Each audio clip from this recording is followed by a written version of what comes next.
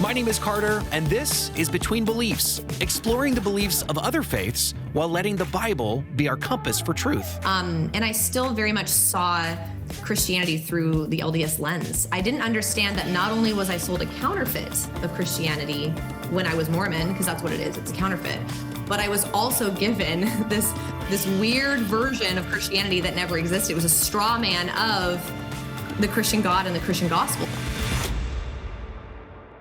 Hello and welcome to a bonus episode of Between Beliefs. My name is Carter, as we have gone over this series of Mormonism, or the Church of Jesus Christ of Latter-day Saints. And I have a very special guest today. She's actually the author of The Journey to Jesus, Finding Christ After Leaving Mormonism. Her name is Brandi Bronson. And first of all, thank you for joining me. This book has been very insightful because obviously with this series, I've done a lot of doctrine and deep diving and all of that.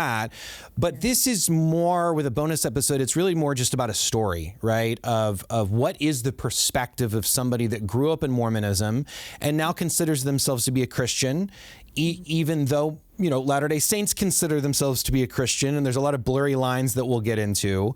I guess just for starters, what is a little bit about your story growing up in Mormonism? I guess maybe just more of an overview first. Like, who are you, and what are you saying to people when you say, I have this book? Yeah, well, it depends on who I'm talking to, right? Because some people are like, oh, I just want to learn more about Mormonism. And sometimes when you're talking to a Latter-day Saint and you're like, I wrote this book, they're like, why would you do that? That's the most offensive thing you could ever do. So I position it differently, but I wrote the book because you're right. I was LDS for 27 years and I loved my time in the LDS church. It really was my main identity, and it was everything to me. And when I grew up I had a family of 6. I was the oldest girl in my family, and I just had goals. I had all these boxes. It was so perfect, Carter. I was like, okay, I know I'm going to get baptized, and I loved seminary. And I knew I was going to go to BYU and get married and have kids and drive a minivan, and all of it came true. So it's in that end, it's a little bit of a lifestyle, right? It is like a group of people that have, especially in Utah, but overall there is kind of a thing that you want to attain in life, right? That the typical house with the 5 kids and the good marriage and the fun stuff and the healthy activities.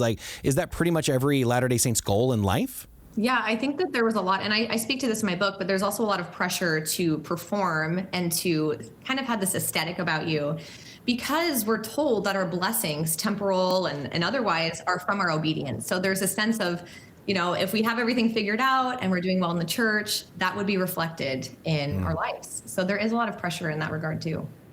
Tell me about growing up. I'm curious. I want to get to what it was in regards to doctrine and policy and rules versus suggestions. Yeah. But maybe just in your life of growing up, were you happy? And it sounds like you had some goals, but also, how did that affect your school life? I don't think you grew up in you didn't grow up in Utah, I think. You went to Utah later. And so did that affect your friendships? What is growing up Mormon like?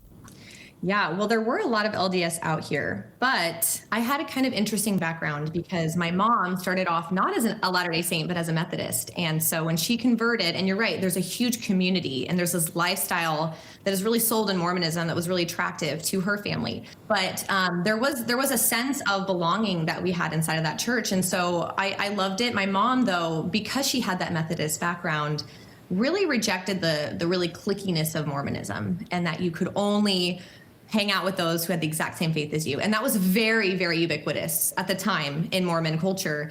But I, because of my mom, didn't really see it that way. So I went to high school. I did seminary in the morning, and I knew people that were in the ward, but I hung out with mostly non-Latter-day Saint people. And I really felt called to tell them about Mormonism. I tried to get my friends to come to church with me. I gave all of them Book of Mormons. I was a wild child. My mom was so grateful that I had this, I stayed within the bounds, but I had a lot of fun, and I loved my non-LDS friends. And I had a lot of Christian friends, and I would debate them. I loved theology. I loved going at them and debating the Trinity. And it's funny enough, there's a pastor of my church now who went to my high school, and I remember him being like, oh, like, He bothered me, like the way he talked about the Trinity. It was like triggering. Right. And looking back, it's funny what God does to people, you know, and how he can change someone's heart. But I loved being different. I loved being different. I would tell people, hey, I'm Brandi. You know, I mentioned in my book, like I'd flick my hair and be like, I'm a Mormon. Like, you come talk to me. Like, we're not like the ad in 2012. I'm a skateboarder and I'm a Mormon. Yeah. Exactly. Well, the I Am a Mormon campaign was popping, and I was loving that we were different. And I knew that I wouldn't consider myself, if I did consider myself Christian, it would be that I was the only Christian, right? Because Joseph Smith didn't just say, I'm going to reform something. It wasn't, we're Protestants, we're not Catholics. We wanted to restore the one church where Christ, who Christ ran. So I felt like I wanted people to have that. That is what love is, extending to them what you believe is the truth, which is what I still feel now. So. Would have been foreign to you of kind of today's culture? I mean, heck, 'cause it hasn't been that long. I mean, it's not like it was 40 years ago. Like the old school Mormonism was like real, we're this, but it's turned into we're Christian too. Yes. And so was that a concept to you that of what you see being said today? Or were you kind of, like you said, in your own mind you did, but were you kind of separating yourself like, no, we're the one true church truly? The latter. We were it. Like it was us or nothing, because I believed in the truth claims. I don't know if LDS are just not properly catechized anymore in seminary, or they're just kind of falling into this universalistic trap where everybody gets in. It doesn't really matter. Just try to be like Jesus, which would include literally like everyone. But I believe what Joseph Smith said, which is that all the creeds are an abomination, and that he needed to restore the proper authority on the earth, and that everyone else was reading a corrupted Bible, and they had a corrupted doctrine, and they were teaching the doctrine of men and not of God. And so I felt like you need to hear this. Like it's so cute to my friends that they're going to go get baptized in their local church, but that's just playing church. That's not salvific. You're not actually getting anywhere. And I thought that if I could tell them about it and show them the Book of Mormon and have these experiences with them, they'd go, oh yeah, you have a prophet, you have the priesthood, you have temples. These are all biblical concepts. You really did restore the one true church. So I didn't play that universalistic game, because that's not the historical claims of Mormonism. It's just not. And things have just really shifted quickly. Like I can't even keep up with it. Like every day something's happened. People wearing tank tops now and they're endowed. And I'm like, what is this? It's so crazy. I think honestly, Carter, what's happening though is if you look at the general conferences of today, Latter-day Saints are not expecting like profound new doctrine. They're not even expecting clarification on doctrine. It's just like kind of more of these fuzzy, ambiguous talks about being like Jesus and loving your family and eternal families and things like that. But they're not being told, they're not being steered properly. And so there's confusion everywhere. I'm seeing it, especially this schism between the older generations. I would say anyone younger than 20 right now doesn't believe the foundational Mormonism that I did, which is so interesting to me, because I would see Christians and go, well, you guys have all these different denominations and you guys are a hot mess. And what I didn't understand is beyond those denominations, there's so much unity in the salvific and primary issues of Christianity, of who God is and what the gospel is. And within Mormonism now, depending on the Latter-day Saints that I discuss these things with online, the older ones will be like, yes, we have a divine nature. We can become God. That is the point. And the younger generations are going, no, God is not an exalted polygamous man. There is, there's one God and we can't be like him. And you're like, what do you mean? So there's a separation right now. And you're like, it would be really nice if there was a prophet or someone that could kind of clarify some of this doctrine, but it's just a really bizarre thing I'm watching, to be honest. I've heard some podcasts, I can't remember if it was Jeremiah Robertson or who it was, that it just seems like there's it's like a powder keg that there could be anybody at any time go, okay, we need a full restoration again, Yes. It seems like that's in the heart of people of going, where's some leadership? I mean, not all, and they wouldn't admit it, I don't think, but let's go with doctrine versus policy, especially growing up on things like caffeine. Mm-hmm. And things like obviously coffee and tea, but caffeine within that. Things like the temple garments. How would you define the difference in doctrine and policy? I mean, on top of the fact that is it in a standard work or not? Mm-hmm. But like, can doctrine truly change? And if doctrines change, do they just start calling it policy? And maybe start with caffeine first, because I don't understand it. I know that it's not actual doctrine, but neither is coffee technically, if you want to look at Doctrines and Covenants. And so, like, what did you grow up as, like, drinking caffeine? And was it just for your own, or did you think it was wrong? Like, dig into some of that for us. Okay, I'll try to keep track of all the questions. Sorry. And then we'll go to doctrine and policy, because that's a really big one. It is something, the goalpost keeps shifting. But when I was really, really young, most Latter-day Saints were still kind of like, caffeine is probably the reason why no coffee or tea. Like, we never really were told why. So again, you're right, it's hot drinks. I had a seminary teacher my freshman year who said that she would not even drink cocoa or have soup because it was hot drink, and she wanted to make sure she was kind of, clearing that, making sure she was really following the word of wisdom correctly, because it was a little bit ambiguous. And it's kind of shifted. Sometimes it was like, yes, green tea, and now it's definitely no green tea. It's not just black tea, it's also green tea. And I was told over and over again, it's either that the prophet can see something that we can't. So even though we don't understand it, there's a reason for it. Or two, that this is just a test of obedience, and that there's really no specific reason why, as much as it is just God separating out the faithful from the unfaithful. And I got that a lot. So in terms of caffeine, it was still pretty like, should we just drink root beer and Sprite because they don't have caffeine? And then it got to the point where even at BYU, when I was still there, no caffeinated drinks on campus. And all that has kind of shifted as well.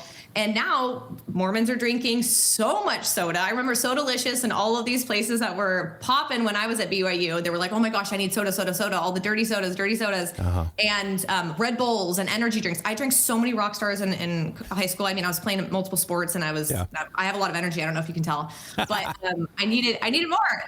So I drank a lot of rock stars. And I remember when people started saying, oh, no, it wasn't caffeine. And the church owned a lot of stock and like Coca-Cola. So we're like, oh yeah, it wasn't about that at all. It must have been something else. It's not caffeine. So then we started getting, but that was never necessarily policy as much. It was more of culture, and it's trickled down. But what's really confusing, Carter, is if your bishop says something, there's authority there. If the church kind of puts this pressure on you in any which way, you feel like, well, I'm not fully sustaining my leaders unless I go all the way in. And so there's this line that's blurred. In terms of doctrine and policy, though, I would say doctrine shouldn't be changing. I think most LDS would concede that it shouldn't be changing. I don't think they'll want to look at things that have changed, but they'll say it shouldn't. In theory, it should be eternal from God forever. And then policy is more of an extension of how we live out that doctrine. Now, I always thought policy could change because times change, and that's what I loved about having Jesus leading the church, is that this is the modern day. We have a living oracle for a reason who can say, you know what, God's policy needs to shift right now to better reflect the doctrine that doesn't change. So that's the way I saw it. The problem we get into is things like with the priesthood and the blacks, right? That's a prime example of a lot of the doctrine, a lot of the policy is derived from the doctrine. So you shouldn't be seeing a shift in policy if it has to do with an eternal doctrine, such as blacks in the priesthood. We heard from Brigham Young himself, like, all white men should be getting this priesthood well before anyone else. And there was doctrinal precedent. It was the way that they behaved in the pre-existence. And there were certain doctrinal reasons that were supposedly true. This is a statement. It's either true or false of what he was teaching the church. And so that was concerning. There was another one in 2015. I don't know if you remember this, but the children of LGBTQ parents couldn't be baptized or blessed as children. And then they reversed it 3.5 years later. And you're like, this is a problem if you're claiming that doctrine and policy are both given per revelation. So this isn't like, well, we're just kind of figuring it out. It is, we are getting this from the Lord. I actually have, if you don't mind, I just got Mormonism Research Ministries newsletter this week. It was so timely, but he quoted in here the second counselor in the Young Women General Presidency, and she says, this is in the latest General Conference. Each member of the First Presidency in the Quorum of the 12 Apostles is a prophet, seer, and revelator. Serving as a council under the Lord's direction, they have the authority to declare and interpret doctrine and establish policy for the church. They carefully pray and deliberate, for the decisions of these quorums must be unanimous. In this way, the Lord assures us that his will be done. So this isn't like I can kind of follow this. This is a suggestion. It is not. If you do not follow the policies and the doctrine, you can't sit before your bishop in your interview for the temple and say that I sustain my president as a prophet, seer, revelator of the Lord. And back to your question about being different and if that held me back with anything with all these suggestions, I never wanted to drink coffee. I never wanted to drink tea. I never wanted to drink alcohol. None of that was interesting to me. And it did preclude me from fully participating in a lot of things in high school. But I liked that on Sundays, it was shut down. I didn't play with friends. I didn't go shopping. Sunday felt very just different and deep. And I liked reading from my quad and just sitting and journaling about my future husband and going to BYU. And I loved that. So singing Mormon Boy, is that what you were? Mormon Boy. Exactly. No, I had lists, Carter. I had so many lists of all the things that my husband needed to have. And I knew, because this is eternity. This isn't just for the here and now. This is like who I'm making spirit children with forever. Yeah. You, and let me get into that real quick. I am curious about the community, but did you believe that literally then, that you were going to have children and populate your own planet? Yes, 100%. That was my whole purpose in life. I looked forward to that very much so. And that's what's interesting too about this new rhetoric with current Latter-day Saints. Are like, it's all about Jesus. And I'm like, well, that's interesting, because I didn't really feel that way. I loved Jesus and I venerated Jesus. He was my older brother. He showed me the way. He atoned for my original sin, and he allowed me to get back to the celestial kingdom. But I saw Mormonism as a progression of gods, right? So like Heavenly Father and Heavenly Mother, my heavenly parents, we're going to one day move on and start a whole new saga. And that I, as his literal divine daughter, had the potential for that. And why would I mess that up? That's how I showed him the most love, is to perpetuate what I was born for. So yeah, I believe that AJ and I would definitely be doing that for forever, because for Latter-day Saint, at least for me, when I was a Latter-day Saint, damnation didn't mean eternal separation from God. It meant that I was not progressing anymore. Eternal progression is akin to godhood. So if I was not learning and not growing and not producing and creating, then I was damned. So I didn't want that. And I didn't want to end up in a kingdom where I could be like, dang, I could have really flown the nest, and I really could have created forever. And I didn't want to be pregnant forever. I'm going to be honest with you. That was exciting. But I figured maybe like it would have been a different kind of pregnancy. Like I wouldn't puke the whole time. I don't know. Right. I didn't know what was coming for me, but it would have been great. So you don't have that now, though. You don't have a black and white literal interpretation of, it's just very vague of, we can become like God. What that means, we don't know. So you don't, I'm like, it's not like I'm surprised to hear you say about it, but it's so recent. I mean, comparatively, it's so recent that you believed literally that. But also that kind of throws off the eternal families thing, right? If heavenly parents move on and then you have kids here on earth that should have their own earth, then it's not families forever. Yeah, we don't really go there. We just don't really ask questions about that. I remember one time I kind of did ask my dad about that, and he was just like, I don't know, we'll figure it out. I'm like, sounds good.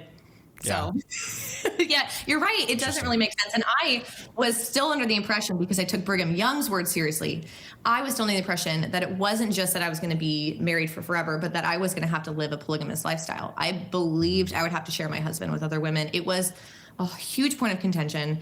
It was very difficult for me. And I struggled with that one a lot. And I would just tell myself, you know what, I'm going from a mortal mind right now. I don't have a glorified mind yet, and it will be different. And then I was thinking like, well, maybe he could just seal other women to himself, but then, they don't have to make babies together. But the whole point is to create life. That's the whole point. So I just wrestled all the time with it. Yeah.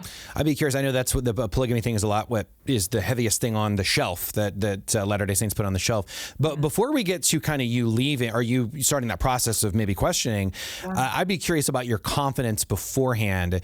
There was a time you would have said, because it's just the testimony, right? I know the church is true. I know it. And so do you look at that as peer pressure? Looking back, do you look at that as peer pressure? Do you look at that as you just hadn't explored all the facts? Like, that was a real feeling at the time. I assume, at least with you, some people might, maybe just say it. So what was that as you look back? Yeah. I think it was a mix of all of it. Peer pressure. It was, there was a lot of programming, but the thing is you start off at a very young age getting in front of a lot of people and bearing your testimony and hearing people who you love and adore and look up to who are smart and they're doctors and they're crying and telling these really sincere stories about the restoration and their interaction with the Holy Ghost and confirming the Book of Mormon or Joseph Smith to them. And when you hear that every month, your whole life, and you feel their emotion, it's palpable, and you're sitting there and you're just like, wow, so it created an entire suit of armor so that nobody could really penetrate that for me. And that's not to say that I didn't think Mormonism made sense. I did. I love the doctrine. Again, I would tell people all the time, if you were Heavenly Father, would you want people to just sit around and play harps and worship you like an egotistical maniac? Or would you want them to become all that you are? Like, as a parent, you want your child to have not just everything you had, but more. And, I just saw God through a very different lens than I do now. But at that point, Mormonism made sense to me. But I would say predominantly it was the subjective experiences of not just other people's testimonies, but later on, me having experiences. My patriarch gave me specific promises in my patriarchal blessing that really, really solidified my testimony. My brother leaving on his mission, him having really cool stories. You borrow from people. And then I think overall, it was just this inner knowledge. I just knew it. I never doubted it. Reading the Book of Mormon gave me peace. And looking back, I can also see that a lot of that was that people told me this is the most correct book. God, breathed this book more than any other book. And when you read it, you will feel this, and you will, and so you get that. You're primed for that. Just like the temple, I was told before I went in, the temperature is perfect. It's not too loud, and it's perfect, and it's just curated just for this holiness. God dwells here, and God wrote this book, and so you're primed to feel things.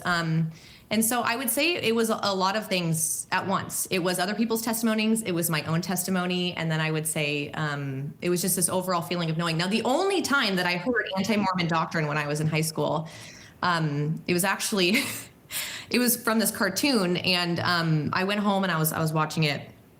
And I learned about the Kinderhook plates.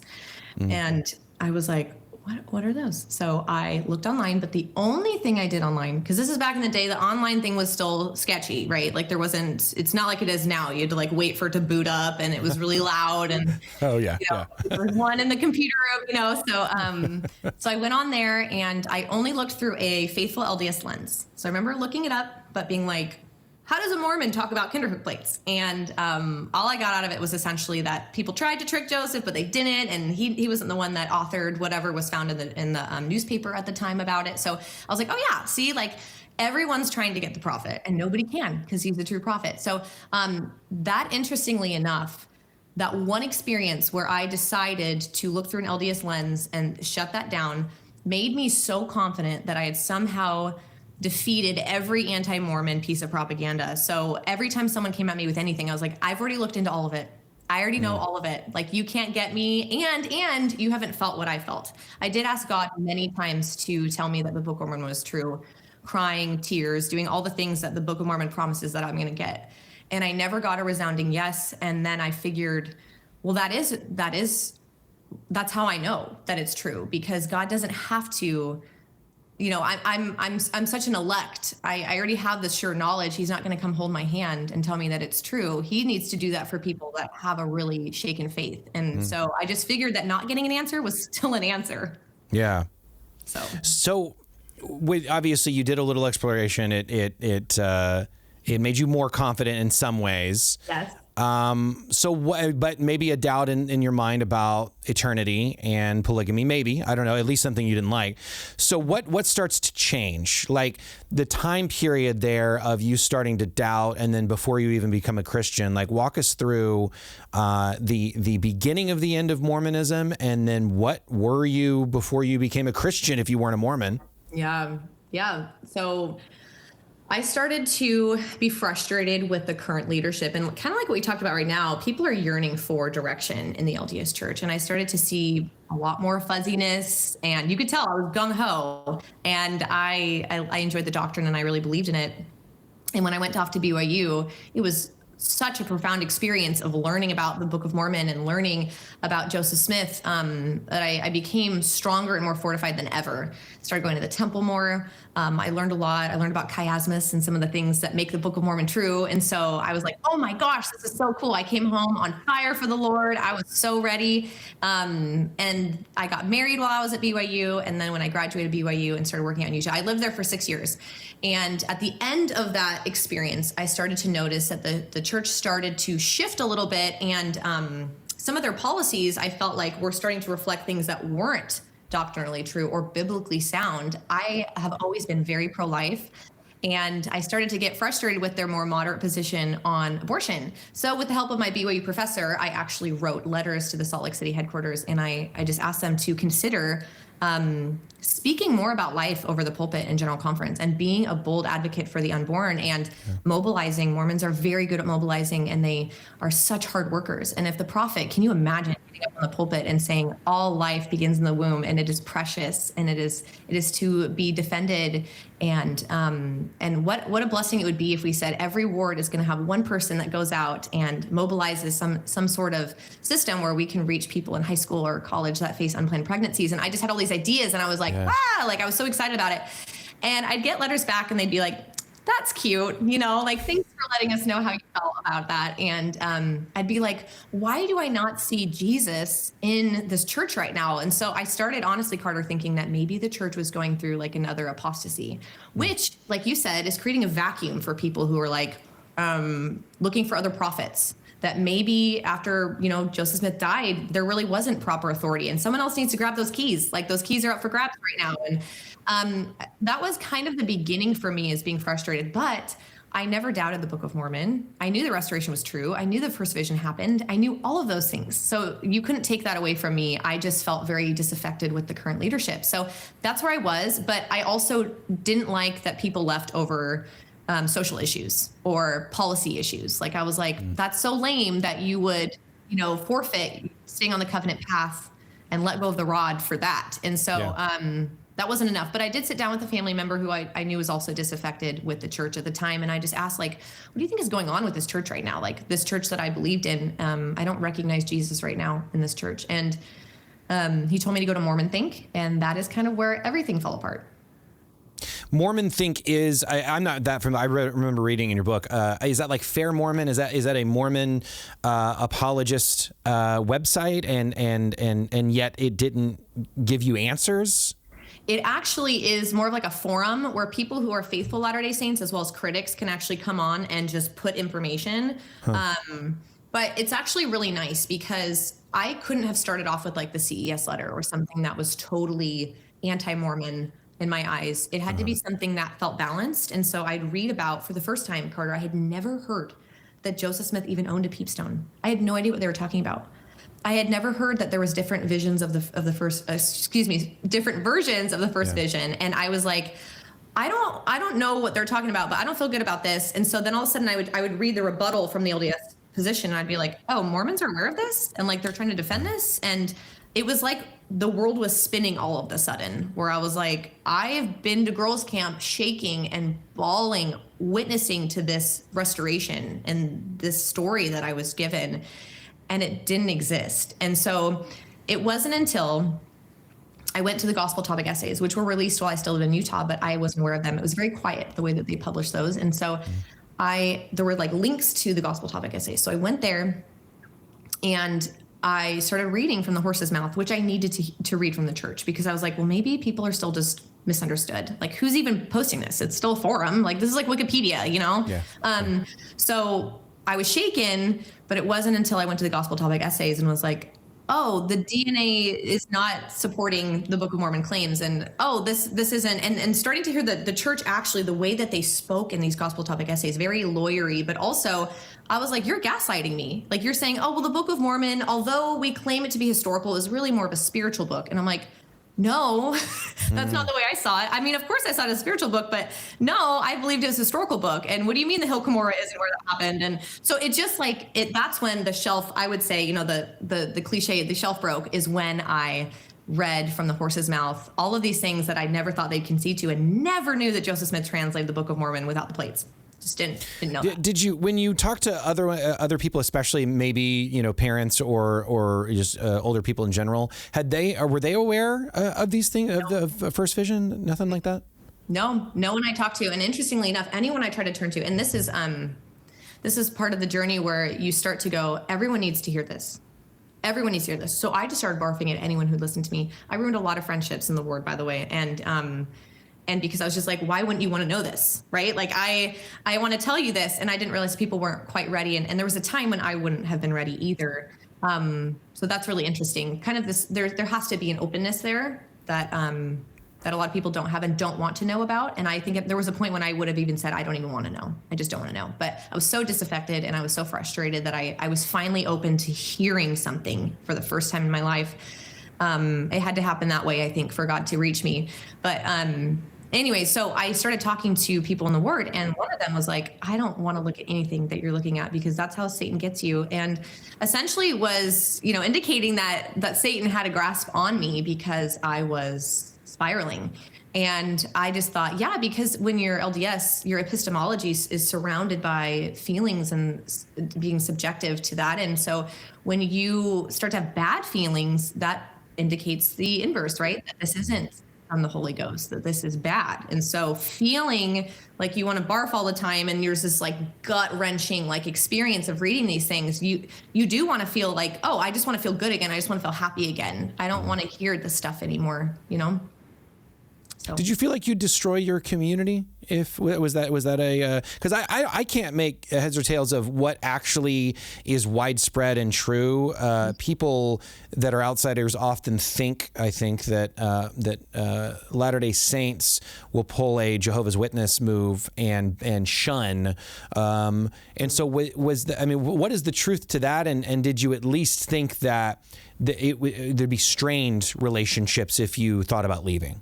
Oh, 100% there were strained relationships, and there still are, but it's different now, Carter. There is this, like I was talking about before, Mormons are very squishy now and more universalistic than ever. And so I did get a lot of, well, I'm just happy for you. I'm happy that you're living your life and I hope you figure it out. And especially by the time I actually told a lot of people that I was really out, for sure. Because at the beginning, you want to use ambiguous language. You don't want to be outcasted. So it's like, I'm just taking a step back. Please don't, because immediately you're the war project, right? So everyone's coming at your door, the bishop's showing up, Relief Society presidency. And you're just like, I just need some space. So I just said, like, we're taking a step back.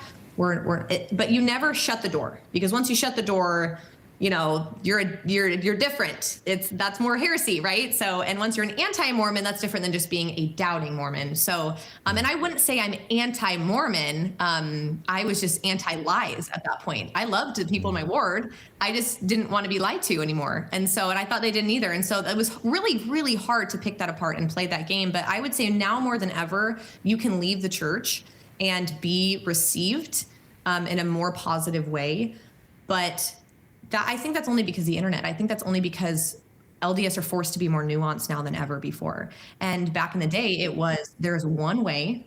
You are in the church, or if you leave and you've gone to the temple and you've done these covenants and stuff, then you're looking at a potential of being a son of perdition, and you did not want that. So there was a lot of pressure back in the day. And that is outer darkness then, right? Yeah, that is outer darkness. Now, most people today, again, will say, no, that is not where you're going to go. You had to have a surety of that. And again, this is no one knows for sure exactly who qualifies to be a son of perdition. But when I was growing up, I very much believed that if I went to the temple and I fully had a knowledge, and I thought I did, and I later denied it, that I would qualify for that. And that scared me. And I knew that would be the only thing I never did. I didn't know. I hoped I would get married. I hoped I have children, but I knew for sure I'd never leave the church because I didn't want that potential for me. People won't really call me that now. And I appreciate it. I appreciate that it's not, so like, but I also think I was talking to my husband the other day, and I'm like, LDS still believe that they have the one true church though. So is it kind of just disingenuous that they're like, yay, it's fine that you're leaving? Because they would be probably reacting a little different if it was their child. And I think just because they want to save face. And I think right now they believe that to be like Christ is to just be, really, I'm happy for everybody, regardless of what they believe, and go live your truth. And they're swept up in that a lot. So, yeah. The only ones I've ever gotten missionaries to admit that was a son of perdition is Cain and Judas. Those are the only two that I've ever heard for sure come out of somebody's mouth, and they're confident that it's them. Because otherwise it's, no. Most people will be intellectual at least, you know. Yeah. And they believe that the love of God means that even Hitler won't be in hell, right? They have this view that in order for God to be loving, he has to really let everybody in, regardless of whether they want him or not. So yeah, it's like very limited to who is the son of perdition. So do you operate then at this time as an atheist? Like what do you become? And you, it sounds like you were kind of out on the church, but maybe not out on the Book of Mormon at first. So when do you go full, like, or did you hang on to the Book of Mormon during this time? And were you ever an atheist, or were you just kind of picking your own God? Or what's your mindset after? Because I mean, obviously what I have come to understand is that most people that leave the church become an atheist or an agnostic, at least like 60% or something like that. So describe this time and what you would what would you label yourself as? So I held on to the Book of Mormon until I left, but I would read the Book of Mormon in conjunction with the anti-Mormon literature, which was just historical information I was gathering, because I felt like there was spiritual warfare going on and I needed to make sure I was getting both sides and I wasn't being deceived by, Satan. So I would read the Book of Mormon heavily until I actually saw the full thing. When I saw Joseph Smith lying about polygamy, when all of a sudden the trust that I had given him my whole life was shattered, you can't put that back. And I said, it's not true. And if Joseph Smith is not a true prophet, and the Book of Mormon, which I realized had all these changes to it and things taken out of the King James Bible, and it was like so many things where I was like, it's all a farce. It's all gone. But it wasn't just the restoration. It was, I'm throwing out everything, right? So when I finally made that decision to leave the LDS church, which was a weird time because we were still doing Zoom, like as a church. So no one really knew that I was leaving at that time. It wasn't until like people started going back more often and people had fallen through the cracks in the ward. And then that's when people started to show up at my doorstep. And I was just like, I need you to leave me alone. And my husband even sat down with the bishop and was just like, have you ever looked at the CS letter? Like, can you reconcile these issues for us? And he didn't really want anything to do with that. So we decided, okay, we're done. All my children were blessed in the LDS church. At this time, my daughter was 4, my middle was almost 3, and my youngest was almost 1. I had just had him blessed a couple months before all this started happening. And then I was just so angry and so hurt. And when your entire identity of who you are and where you came from and where you're going is shattered, you have no foundation. You have nothing. And so the church has done also a really good job of telling you that it's them or no one. And you can hear, conference talks. Where will you go? And what would you do if you left the church? There's nowhere for you. And if it's us or nothing, then you leave the LDS church and go, I can't know anything anymore. It's nothing. I choose nothing. And honestly, Carter, I wanted it to be nothing because it felt peaceful. It felt like, oh my gosh, I don't have to deal with who's getting into what kingdom and if my family's going to be sealed for forever, if my kids are going to grow up and hold to the rod, and if they're going to, it was just nice. It was so nice to be like, it's nothing. And you know what?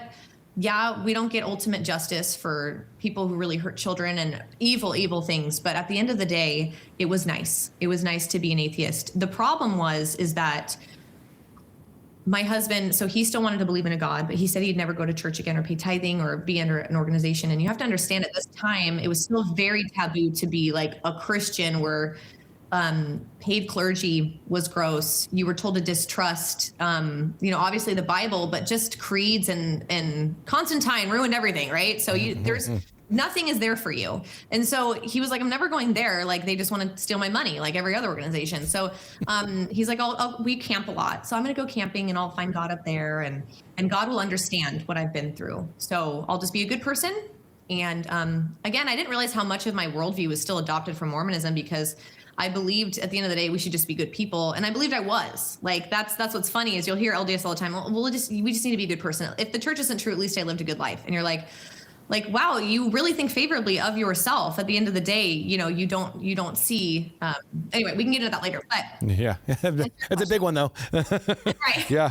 That's a big one. That was a big one for me, obviously coming to Christ. But in terms of my atheism, it really was like a day that I was like, I'm an atheist, because I had children who I've watched be born into this world that I grew in my womb, and I have seen evil, and I had to deal with so many things. I had to deal with intelligent design. I had to deal with absolute morality.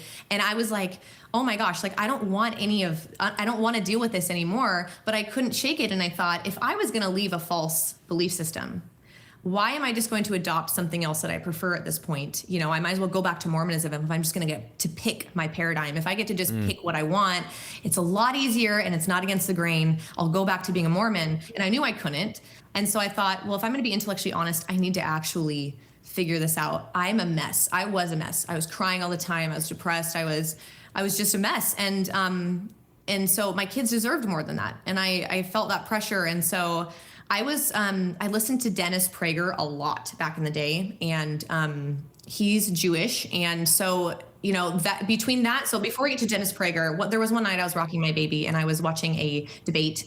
I was rocking my baby right here, and I was working on the computer for a client, and I was watching this debate between an atheist and a theist, and just working through debates and wanting, go atheist, go, yeah, tear them apart, and I remember a tease popped up for this book called Is Atheism Dead by Eric Metaxas. And I was like, that is really an interesting idea. There was a snake eating its tail, and it all just felt like, I felt like it was calling to me. So I ordered it and I read it. And in it, it talked about intelligent design.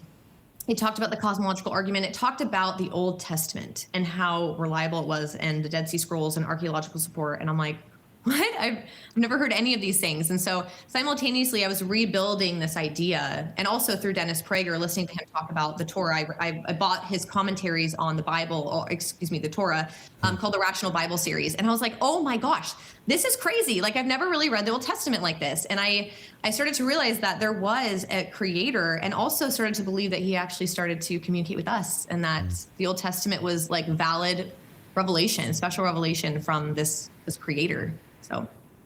So what switches the gear then to Christianity? And I'm curious, because I want to, you're obviously speaking into you're finding concrete things to really sink your teeth into. And so I'm curious about, as your confidence level changes. So what is the next step towards you become a theist then, I guess, through this process. And then was there a hesitation to bring Jesus back? If you're a Mormon and it's still central to, or you grew up a Mormon and it's still central to that, was there a hesitation to go back to that version of, the New Testament belief? Yeah, I still didn't believe in the New Testament, and I definitely didn't want to believe in Jesus, because I figured, I actually held on to some like karma stuff. So what's interesting about Mormonism is there's a lot of karma in there, where what we live out in this life is directly influenced by the first estate, where we were in the pre-existence. And I still believe that there was probably a little bit of that was true. I didn't want to give up the pre-existence yet. That was still really in there. And I still very much saw Christianity through the LDS lens. I didn't understand that not only was I sold a counterfeit of Christianity when I was Mormon, because that's what it is, it's a counterfeit, but I was also given this weird version of Christianity that never existed. It was a straw man of the Christian God and the Christian gospel. And so I still had that lens after I left Mormonism, even though I believed you don't own me anymore. I still had a lot of that in me. And so I knew for sure that the God that was out there, whatever he was a mind, he had morality, he was personal. I believed all those things, but I didn't believe that he would care what I believed, right? Like, I don't think that my theology mattered. So like what Dennis Prager talked about a lot is like, God just cared about what you did. So I became obsessed with works, and I thought for sure the Trinity's false. Like, that's what I know for sure. I know that the New Testament isn't that reliable. I believe in the Old Testament, but not as much as the New Testament. So I just became obsessed with works. I started asking my community to bring me diapers, and I would create these diaper dumps for these foster places and all these things. And I was just trying to be a good person, and I was squished under this legalism, just like I was when I was Mormon. And so that was I call that my Jewish era. And that whole time, the only thing I would have said is 100% the Trinity's false. It's silly. Jesus isn't a ventriloquist. And I really did feel that if someone came down to earth and said that they were God, which so many people have, let's be honest. Yeah. I thought, what are the odds that that actually happened? And if Joseph Smith can convince so many people of what he did and what he produced, then there's absolutely a way that Jesus did the same thing. So I was still very angry, and I didn't want to hear his name for a little while. So I would call like the first year after I left was more of just my like angry, wrestling, nihilistic era. And then it was like a year of being Jewish. And then through that process, starting to realize that that the New Testament, I started doing a deep dive into the New Testament, and it really was the resurrection, because at the end of the day, yes, the New Testament has so much manuscript attestation, and it is insane how much it is historically reliable, and learning about that was insane. But then I thought, but there's still a way, right, that people were tricked. And so, and I didn't need to believe in Jesus. I didn't need to be a Christian. So I thought I was a good person. I thought I was killing it. Like I was giving a bunch of diapers, Carter, to all these people. It was awesome. So, and I felt like purpose again. You know, I felt like I had something to work towards. So I didn't really need Christianity, but I felt like God was just pounding in my head all the time. So I bought a lot more books. My husband was like, honey, I need to work some overtime because you keep buying a million books and going crazy. But I started reading all these books on the resurrection, and I started to get to the point where God was working in me. And I got to the point where I remember the day where I was like, I think this is real. And I don't even know what that means, but like I used to believe that Jesus resurrected, right? Like when I was Mormon, I believed that. But it was different this time. It was like, it was real. It was really real. It was just because it was historical and it was exciting. It was like, wow, how else could I have made sense of this? So I'm in the car with my brother, and he left the LDS church. My whole family left the LDS church after I did. And because again, I couldn't stop shutting up about everything, you know, like it was rough that whole year. Yeah. Everyone was like, we get it. But I was like, you guys, everyone needs to know this stuff. And, so anyway, a lot of people left with me. Unfortunately, not many have followed to faith because, like you said, it's very ubiquitous to reject everything. And I get that hurt. I really do. But I remember telling my brother, like, you need to look into the resurrection of Jesus and see if you could come up with a better solution. Like, what is this resolution? If Jesus isn't God and he didn't raise from the dead, then like, you tell me what happened. Yeah. And he was just kind of like, we just need to play some soccer. So chill out. So I was like, okay, that's fine. So, and I'm still working on that, by the way, but that was the moment where I started to be like, have you guys heard? Like, I think this is real. And so that is when I bought a new Bible. I was like, I don't know what to do. Now Mormons can read whatever Bible they want as of like last week.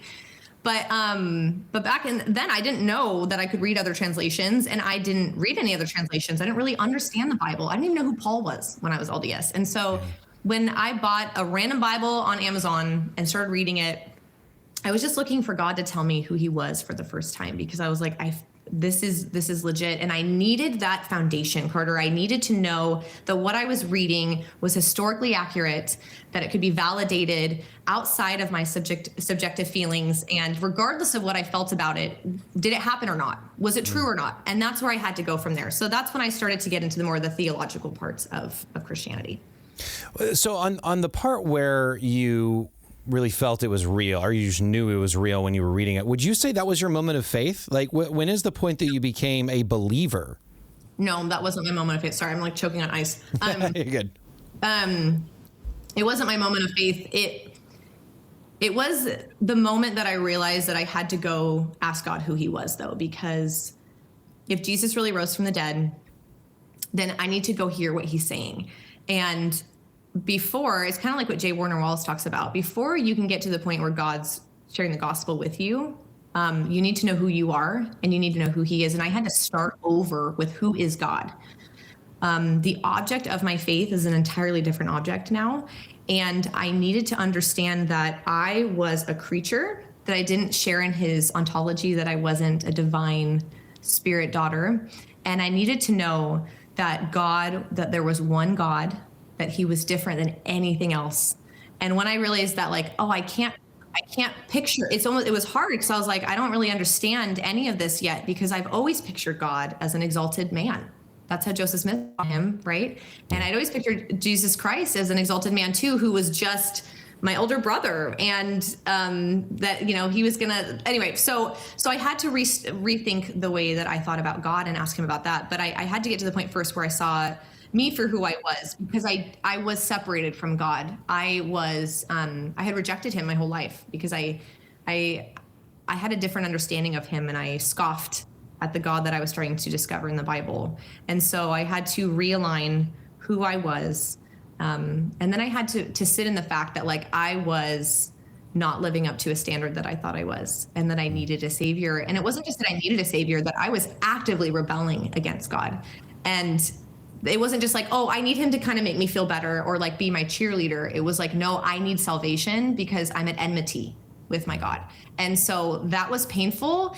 And it was also really difficult because that's more subjective, where I'm reading this and I'm feeling these things and I'm going, am I being tricked again? Am I going down a path that I was before? And so I was I know this sounds like a pretty story where everything just like clicked, but it didn't. I was all over the place and doubting all the time. And it was a hot mess express over here. So, but yeah, I got to the point where I realized that like I really was not hitting the standard. And when Jesus says, be ye therefore perfect, how could I have ever read that and been like, okay, I did it. Like, I'm not worried about that standard. So, I had a new understanding of who I was before God.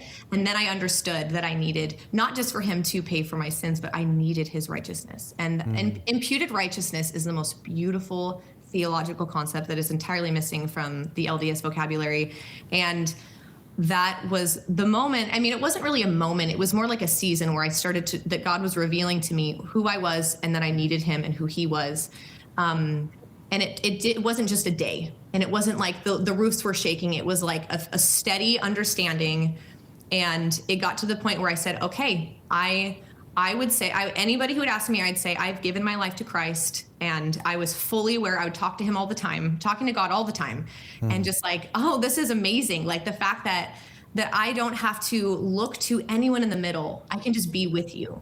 And that's another thing that I think a lot of Latter-day Saints are missing is they'll say, oh, just to be a Christian is just to act like Jesus or to strive to be like him. And I don't feel like that I need to strive to be like him for him to love me. And I also don't feel like to be a Christian, I always have to be doing something. I get to rest in something now.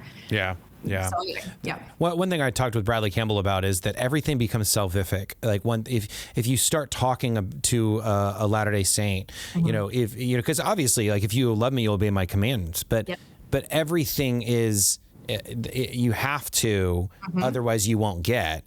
But it's just that equation is flipped on its head. It's faith equals eternal life plus, or really faith equals grace plus works. It's not faith plus works equals grace. So if you would compare, and maybe it's because you read a lot of books, but still you feel now a level of confidence that Christianity is true. So how do you compare that with your level of confidence then that Mormonism was true? Well, again, I think my epistemology had to shift. I didn't really want to hear any conflicting arguments against Mormonism. Because and if I did, I would have to relay that against, well, I feel this way, right? And like, I've had people in my life speak to me and say that they've had these experiences. And so I know the church is true. But it was a very shaky foundation. It was. And now when I don't feel saved, when I don't feel like God loves me, it doesn't really matter because there's an undeniable thumbprint on creation and he died on the cross. And as long as I trust that he did that and that he did that for me, then I'm welcomed into that and I'm given his righteousness and I'm given that forgiveness. And so it doesn't really matter how I feel at that point. And I don't have to sit here and go, am I feeling it? Am I saved? Like that's not something I have to worry about. I'm not looking inward anymore. I'm looking entirely upward. And you're right. When you talk to an LDS about faith, what's really confusing now is they'll just emphasize grace a lot more than they used to. But what's interesting is what they're going to fail to say is that, oh yeah, we're saved by grace, but the salvation is just resurrection. And yeah, it's a ticket out of hell, but that doesn't necessarily mean life with God. And so they're missing the whole point, which is we're supposed to live with God. That was reconciliation is our aim. Our aim is to know and glorify and enjoy God forever. And so if you're saying, yeah, you can totally be saved, I'm not worried about you. Like Carter, they would come up, oh, you're good. You're a Christian. I'm a Christian. But the fine print is you're not going to make it to Heavenly Father. You're not Mormon. So what? Right? I've kind of equated to if somebody invites you to a baseball game. Where are you? Are you in Los Angeles? Where are you at? I'm in Northern California. You're in Northern California. So let's say let's use the Giants as an example then. If somebody says you want to go to a baseball game and I'm excited, I'm like, oh my gosh, Pac Bell Park or whatever it's called, AT&T, whatever it's called now. That's an incredible place to see a game. I can't wait. I'd love to go to a game. And they're like, oh, it's actually the Double-A team over here in Rockland, or whatever. And it's like, no, I want the big thing. And I think that there's a lot of like kindness that everybody's going to heaven, Carter. You don't have to worry about it. God loves everybody. It's like, no. I want to be in the major leagues. I want to be with God for all eternity, and really separation from God. You kind of alluded to that earlier. Separation from God is hell. Yep, it is. And faith becomes an active verb in LDS vocabulary. It's faithfulness. If you have faith, you will have done these things. And they'll say, we're not earning heaven, we're learning heaven. And I'm like, well, yeah, you could be learning heaven, but you're also earning heaven. And there's this double speak that's constantly happening. If you listen to conference talks too, it's Jesus paid it all. He did it all. Now you've got to do this. And you're like, which one is it? And it's this double speak, and people will be like, yeah, that feels really nice. And there's just confusion over it. And I actually mourn for those who are just so confused about the gospel, because it is so clear and it is so simple. And you just muddy it when you start adding all of these. Well, yeah, if it's okay, remember the article of faith, through the atonement of Jesus Christ, all mankind may be saved. That sounds great. But then the next part catches up: by obedience to the laws and ordinances of the gospel.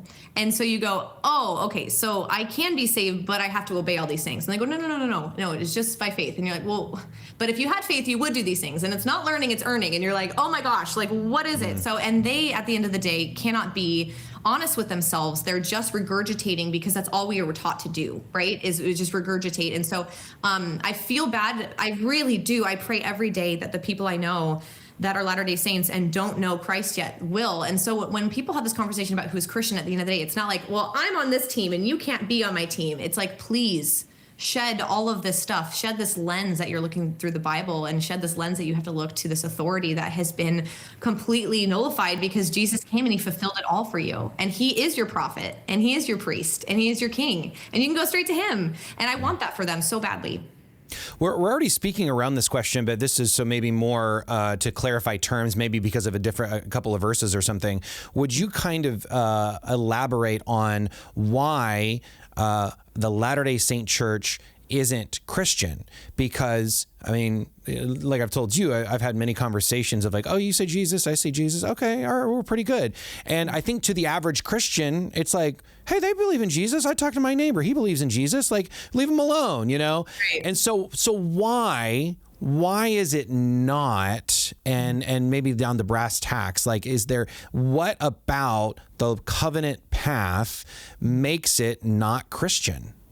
Okay, well, there's a couple ways we can go with this. First, I would say we don't get to decide who's saved, right? Like, that's not our job. Thank God, because at the end of the day, this is going to be between you and the Lord.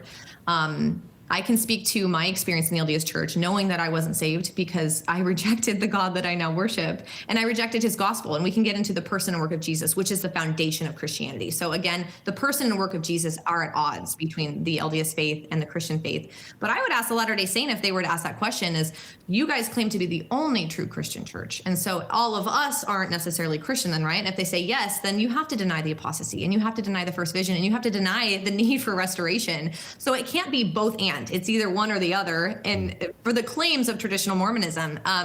But in terms of the person and work of Jesus Christ, I kind of like to talk to people about it, breaking it down between the problem and the solution.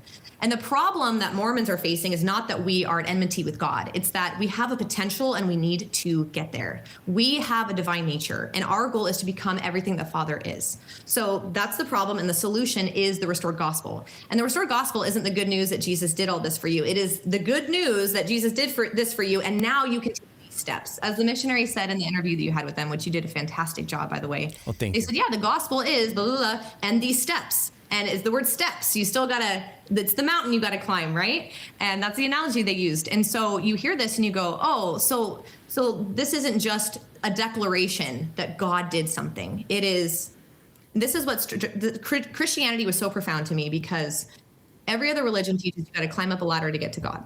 And Christianity teaches that God came down all the way because we are pitiful and we can't do anything on our own. And he saved us. But Mormonism is this really interesting mix where God comes down, a God comes down, and then you have to climb yourself. up this ladder that has been provided for you. So there's this really weird mix, and it sounds really Christian. But getting back to the problem and the solution, the problem is that we need to progress, and the solution is the restored gospel. But for a Christian, the problem is that we were made to know and glorify and have communion with our God. And our separation came from our rebellion. And so the solution is actually looking to the one who came down and bore our sin and lived for our righteousness, and trusting in that. And so the problem and the solution are at odds with each other. And the good news becomes a checklist of things to do. And it becomes something for you. I always knew at the end of the day that it was going to be about my progression with my husband. That was my goal. It wasn't life with God. I loved God. I'm not going to say I don't love God. And I know so many Latter-day Saints love Jesus Christ and they love the gospel. They are so sincere. And I'm not saying they're not, because I was. The problem is that the LDS Church has given them this lens through which to see God and the gospel. And I liken it to a circus mirror where everything is kind of wonky and the features are all distorted. And I would say, instead of having this argument of you're right or you're right, first of all, I'd ask them to define what is Christianity, because if you're going to define it as just following the teachings of Jesus, I have neighbors who are just spiritual, not religious, love the teachings of Jesus, want to follow that, don't think he's Lord. And I'm like, how far do we go? And who made you the arbiter, right? At the end of the day, we need to look to Jesus, who told Nicodemus that we need to be born again. To be a Christian is to have a new heart. It's to have a new Lord. We're not lords of our own lives, and we're not slaves to sin anymore. We're slaves to Jesus. I mean, especially like when it comes to what we were talking about with Jesus and the gospel, and they're gonna say, I still don't really get it. Like I've sat with missionaries before, and they're like, so what's your point? Like they don't really understand like the difference still. Mm-hmm. And so if you were gonna be blunt, I mean kind but blunt, what would you tell a member to stop doing to become a Christian, or to start doing to become a Christian? Honestly, I would focus on stop doing. LDS are so obsessed with, like, again, faith is faithfulness. There is a active verb to everything. If you hear a Latter-day Saint discuss anything, it's really about progressing or becoming or striving. There's always this active verb of doing something in order to, earn this title. And I would like to stress that Christians work from the title, not for the title. So we work because we have been saved, and because so I'm listening to a lot of J.I. Packer right now and reading a lot of his stuff. And something that's really hit me is he kind of likens it to working for a military leader who you just completely adore, who you support, that is a good man, and that you're just honored that he invited you to be on the team, to work on his team and to support his efforts. And he's called you by name, and how excited we would be to work for an administration or some type of political cause that we really believed in, and with a leader that we trusted and we knew and we loved. And our identity was found in him calling us to that. And I see this as a really great analogy of like what salvation is like I was walking that way and he called me. And when I turned around and I was his, I'm walking not perfectly, right? One step forward, sometimes two steps back in sanctification. I'm not going to say that we're always killing it, but it's the way that we're facing it. And I'm facing the right object, and our object that we look to merits our salvation, right? We don't merit our salvation. The object that believed in it merits our salvation. And we have to have the right object. And so I would shake them a little bit. I would maybe burst their bubble a little bit with this concept of that we're all good people. I would start maybe there, depending on who you're talking to. There's a variety with Latter-day Saints, so I can't just say this is going to work for everybody, right? But on an individual basis, if you feel that people are really not feeling like they're enough, because legalism does two things. It either makes you feel like you're killing it and you're so prideful that you're further away from God than ever because you're looking to your own record and your own resume, or legalism just crushes you because you know that you can't earn this, that you aren't enough. And I think at the end of the day, if we're really honest with ourselves, and there were times when I felt like I was crushing it, and there were times when I was really honest with myself and I was like, I don't think I'm going to make it into the celestial kingdom. Like, yeah, I have the temple recommend, but I gossip a lot, and I'm very vain, and I'm all the things that, like, God said that it's not just like a little thing, like if you lie, that's murder. Like, you have to start to realize how big this is in the eyes of God. And so I would say to the Latter-day Saint who's crushed by legalism, tell them that striving isn't the gospel, that resting is the gospel, is that it's already been done, right? That law that you feel that you're under, that do, we need to focus on done, and that God has done all that needs to take place for us to be with him again, not just to be saved, not to get a resurrected body, but to be with him in full glory, enjoying him forever, and that he loves us like that.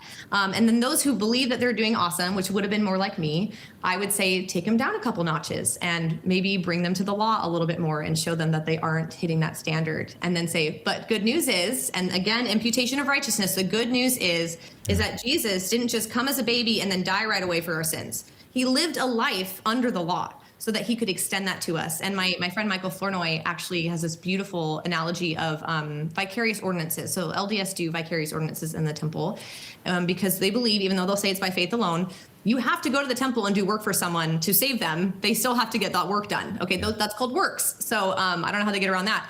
But that's a vicarious ordinance that LDS believe that in the next life, people can, or I guess in spirit prison or wherever they're supposed to be, can accept that you did that work for them and that they can just accept that on their behalf. Now, picture that in the grand scheme, but it's Jesus.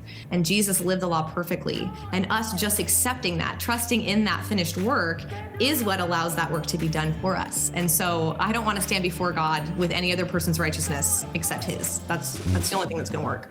Yeah, the ultimate proxy work. That's amazing. Yep. This is great. I literally, it was funny, as before we started, I told the producer here, I was like, we're gonna talk for 5 hours, and he was like, I have stuff to do. We could though. I think we could, honestly. And Brandi Bronson, The Journey to Jesus, Finding Christ After Leaving Mormonism. So appreciate your book. So appreciate your time, and we'll get together at some point. This podcast is all about all worldviews, so we're gonna talk about Islam and progressive Christianity and a lot, but we'll circle back around and have you on. So thank you so much for your time. Yes, Carter, you too. God bless.